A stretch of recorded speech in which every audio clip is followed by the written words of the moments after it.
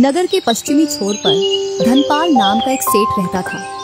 उसका नाम तो धनपाल था, परंतु नगर वाले उसे देख भाई, देख कंजूस पाल सेठ जा रहा। अरे हाँ भाई, उसकी हवेली पत्थरों से नहीं बल्कि उसकी कंजूसी की दीवारों से बनी है। पूरे नगर वाले उसे धनपाल की जगह कंजूस पाल कहते थे, जबकि तिजोरियां सोने चांदी और रुपए से भरी रहती थी, लेकिन इतना कंजूस कि किसी को 1 रुपए भी न दे।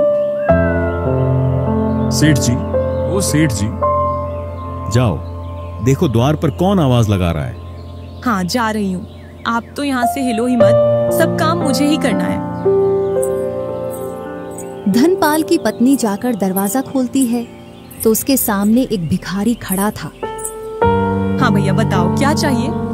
अरे सेठानी कुछ नहीं, 1-2 रुपए मिल जाते तो मैं कुछ खा लेता। हाँ रुको मैं लाती हूँ। वह अंदर आती है। कौन है दरवाजे पर? एक भिखारी है, कुछ पैसे मांग रहा है। पैसे क्यों? भीख में, और क्यों। चलो उसको मैं देखता हूँ, तुम अपना काम करो। और धनपाल द्वार पर जाकर उस व्यक्ति को भगा देता है। पता नहीं कहां से आ जाते हैं, जैसे मैंने इनके लिए धन इकट्ठा किया। अब दिन खूब चढ़ गया है, चलो पास ही के गांव में व्यापार करने चलते हैं। अरे सेठानी, मेरा सामान ला देना, मैं कुछ व्यापार कराता हूं पास ही के गांव में। सेठ अपना सामान लेकर पास ही के गांव की ओर चल देता है।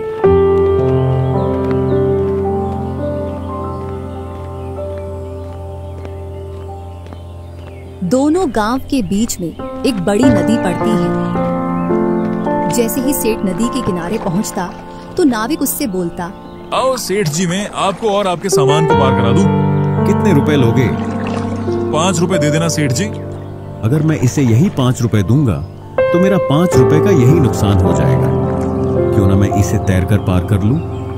रहने दो भाई, मैं तो तैरकर नदी पार कर लूंगा।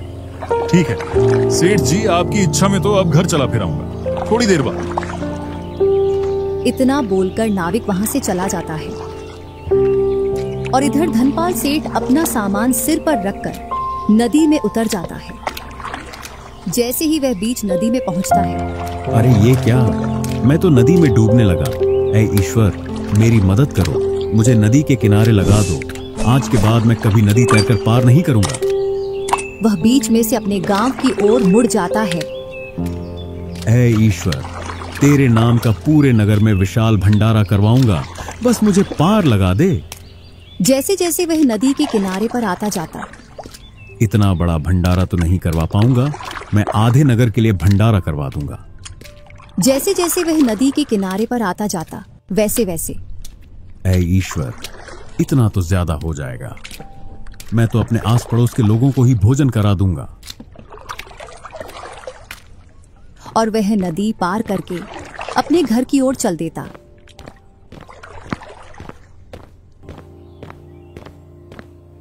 अरे आज आप इतनी जल्दी व्यापार करके आ गए। कहाँ हुआ व्यापार? आज तो मैं नदी में डूबने से बच गया। आज तो तेरा सेठ चला गया होता। जरूर तुमने अपनी कंजूसी दिखाई होगी। नहीं, सभी नदी पार कर रहे थे तो मैं भी नदी में उतर गया। रहने दो, मैं आपको अच्छे से जानती हूँ। तुम तो खाना खाओ और आराम करो।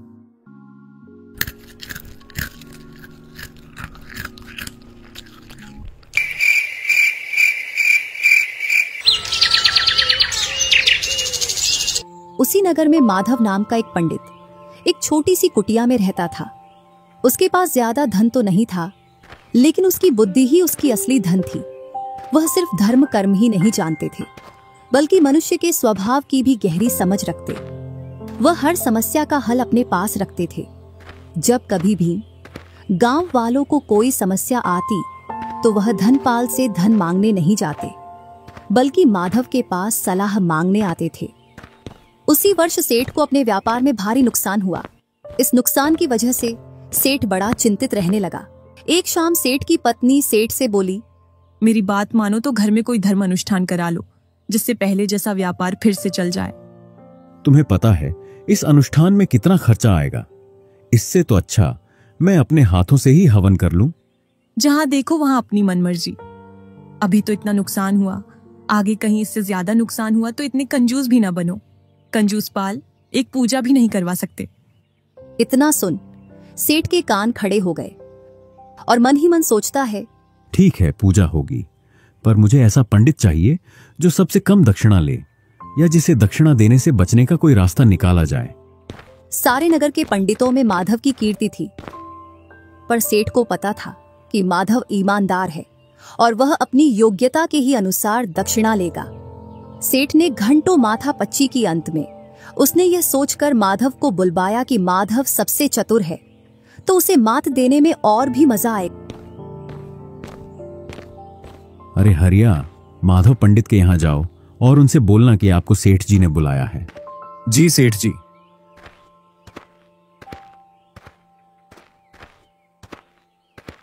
पंडित जी को प्रणाम, आपको धनपाल सेठ ने बुलाया है, चलिए।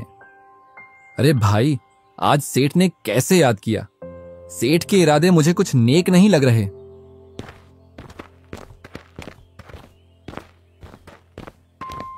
माधव सेठ की हवेली पर पहुंच जाता है। धनपाल ने माधव को अनुष्ठान के बारे में बताया। माधव भी तैयार हो गया।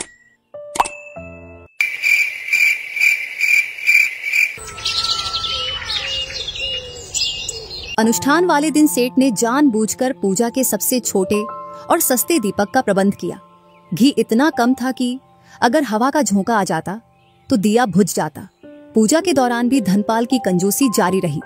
अरे सेठ जी, घी तो कम है अग्नि आहुति के लिए, और घी की व्यवस्था करवाइए। पंडित जी, क्या आप नहीं जानते, ज्यादा घी से प्रदूषण होता है। हमें पर्यावरण के प्रति संवेदनशील होना चाहिए। यह क्या सेठ जी, बैठने के लिए पटा कपड़ा आसन नहीं है क्या? इसमें साधुत्व भाव अधिक है। यजमान जो दे स्वीकार कर लेना चाहिए। माधव ने हर बात को नजरअंदाज किया और पूरी निष्ठा और सम्मान के साथ अनुष्ठान संपन्न किया। वह जानते थे कि असली परीक्षा तो अब शुरू होगी। पूजा समाप्त हुई। सभी लोग उत्सुकता से देख रहे थे कि अपने कंजूस पाल नाम को सही ठहराता है या अपनी प्रतिष्ठिता को बचाता है।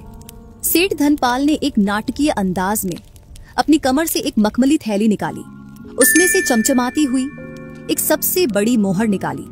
मोहर देखकर माधव ने आंखें बंद करके, हे ईश्वर, आज तेरा धन्यवाद।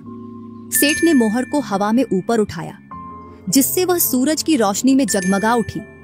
और धनपाल सेठ मुस्कुराते हुए बोला, आपने पूजा बहुत अच्छी की। यह मोहर आपकी है, पर मेरी एक छोटी सी शर्त है, जिसे पूरा करना आपके जैसे ज्ञानी के लिए बाएं हाथ का खेल होगा।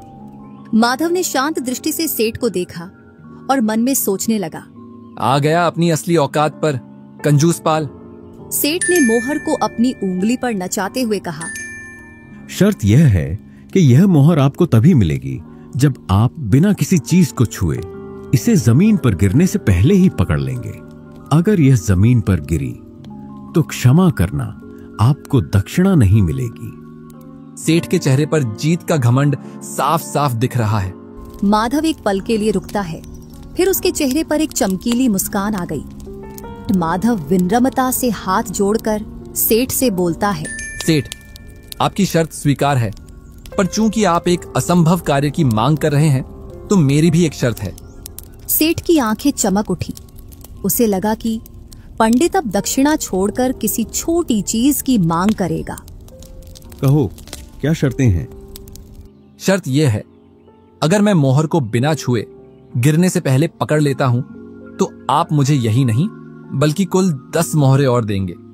और अगर मैं असफल होता हूं, तो मैं यह पूजा सिर्फ दक्षिणा ही नहीं करूंगा, बल्कि अगले पूरे वर्ष तक आपके घर की निःशुल्क सेवा करूंगा। सेठ धनपाल ने तुरंत अपने मन में हिसाब लगाया। 10 मोहरे तो बहुत हैं, पर यह काम असंभव है। यानी यह पंडित जरूर हारेगा और मुझे साल भर के लिए मुफ्त सेवक मिल जाएगा। ये तो सोने पर सुहागा हो गया। सेठ ने लालच में आकर अपना सर जोर से हिलाया। मंजूर है, शर्त एकदम मंजूर है। अब अपनी चतुराई दिखाओ। माधव ने सेठ की आंखों में देखा और एक गहरी सांस ली। तो मैं तैयार हूं सेठ जी, आप मोहर को हवा में उछालिए। सेठ ने जैसे ही मोहर उछालने के लिए अपना हाथ ऊपर किया, पकड़ ली मैंने। सेठ का हाथ हवा में ही रुक गया। वह अविश्वास से चिल्लाया, मूर्ख, तुमने कहा पकड़ी? तुमने तो इसे छुआ भी नहीं। ये तो अभी भी मेरे हाथ में है। माधव ने पूरी सभा की ओर देखकर शांत स्वर में उत्तर दिया। सेठ जी, आपने अपनी शर्त में 2 बातें कही थीं। पहली बात, बिना किसी को छुए। दूसरी, जमीन पर गिरने से पहले ही। देखिए, मोहर अभी भी जमीन पर गिरी नहीं है और यह अभी भी मेरे हाथ में नहीं बल्कि आपके हाथ में है। यानी इसे किसी ने छुआ नहीं है, मैंने भी नहीं छुआ। और यह गिरने से पहले ही आपके हाथ में है। मैंने आपके ही शब्दों के जाल का प्रयोग किया। आपकी मोहर पकड़ी हुई स्थिति में है। शर्त पूरी हुई। सेठ धनपाल का चेहरा लाल पड़ गया। उसकी कंजूसी का घमंड चूर चूर हो गया। उसने अपनी चतुराई से एक ऐसी शर्त बना डाली थी जो पंडित की बुद्धिमत्ता के सामने कांच की तरह टूट गई।